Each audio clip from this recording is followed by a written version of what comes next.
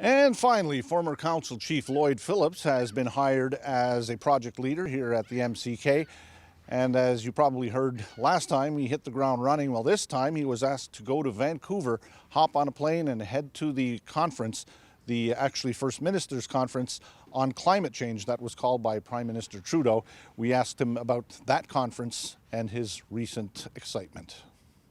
So there was a two-day strategy session on giving direction to the national chief on what should be presented and how it should be presented to the Prime Minister. It was a very good 2 days, one of the better meetings I've been to with AFN. It was very technical, but it was also at the same time had enough substance in there for him to bring a very strong position forward to the Prime Minister, outlining Aboriginal rights, title, and UN declaration, but also tying it directly to the land and how it affects environment and link it to the climate change. So it was a very good position that was developed, and the group that was there supported it strongly, and that was the message that Per Bellegarde, the national chief, had put forward to the Prime Minister. Excuse me. Well, it was interesting because I had like 12 hours notice. I was heading out to Vancouver. Like you mentioned, Joe Norton couldn't make it, and neither could Clinton Phillips. So I gladly filled in. I'm fairly well versed on most of the files here, so I was able to pick up what information was there, add Kahnawake perspective to it, and ensure that it's a strong message that's being delivered. Because in the beginning, they were looking more very, very technical in terms of looking at it strictly as a climate issue. But so we can't talk to a government, especially at the Prime Minister level, on climate change and environment without talking about the bigger picture of Aboriginal rights, title, and also obviously getting them to use more the United Nations declarations on the rights of indigenous people.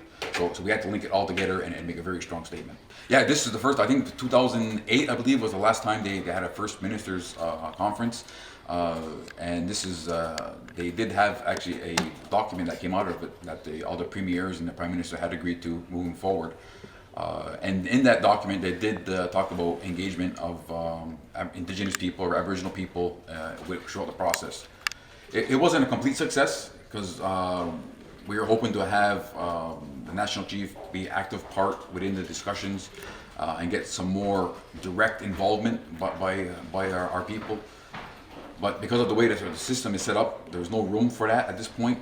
But there was some commitments down the road to say ensure that there is adequate and vital input and meaningful input from indigenous peoples in climate change and for any other relationship for that matter. So there was some pros and cons to the meeting. I know some chiefs left the meeting very upset because they talk a lot about economic development opportunities and such when they were really there to talk about the impacts on the ground. Because like many First Nations, as we know, are still living in rural areas, isolated areas where they see climate change firsthand on a day-to-day basis, very literally speaking, and they want to talk about that directly to the Prime Minister, and they didn't really get that opportunity at this point, but they're hoping to get it in the future. So some of them left there a little bit upset, but I spoke to the national chief afterwards, and some of the follow-up.